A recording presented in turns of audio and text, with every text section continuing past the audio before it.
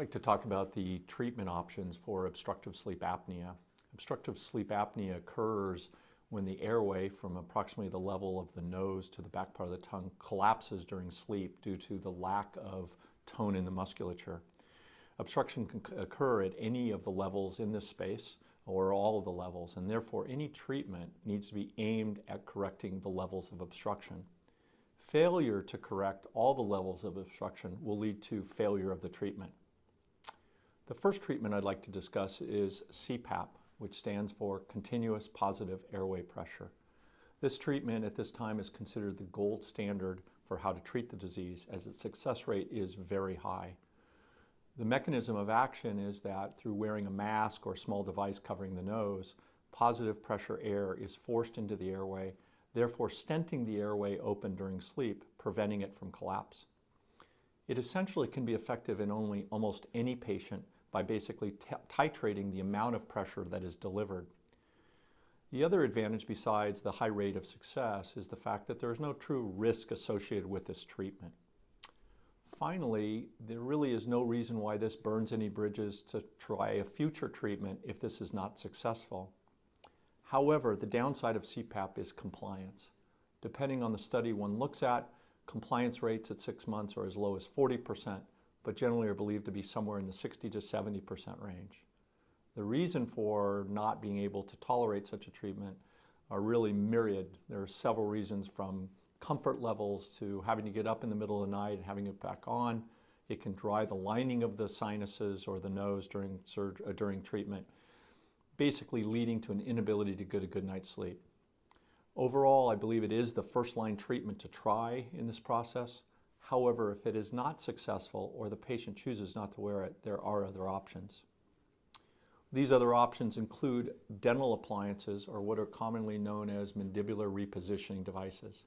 They look much like a child's retainer, although a little more elaborate, and they work by wearing it every night and pulling the lower jaw forward as one sleeps.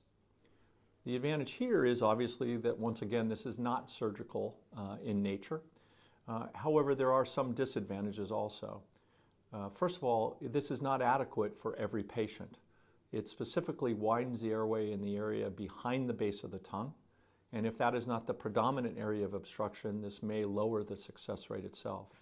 In addition, it is very important that these devices are made by someone well trained in manufacturing such a device, because they are pulling the lower jaw forward during the night. Problems with both the jaw joint and even how the teeth fit together can arise.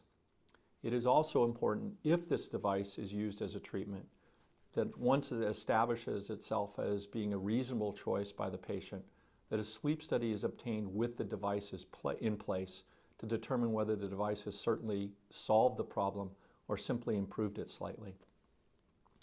The next thing I'd like to touch on, at least briefly, is weight loss. Now, weight loss can certainly contribute to sleep apnea. However, it is rarely the cause of sleep apnea. And so, therefore, simply proceeding with a weight loss program as treatment is usually not adequate. It has also been shown that once someone has sleep apnea, it is more difficult to lose weight. The suggestion most of the time would be to take on another treatment form, such as CPAP, attempt to lose weight while one is wearing the CPAP, and then if the weight is lost, a sleep study can be performed to see if the weight loss in fact made a significant difference.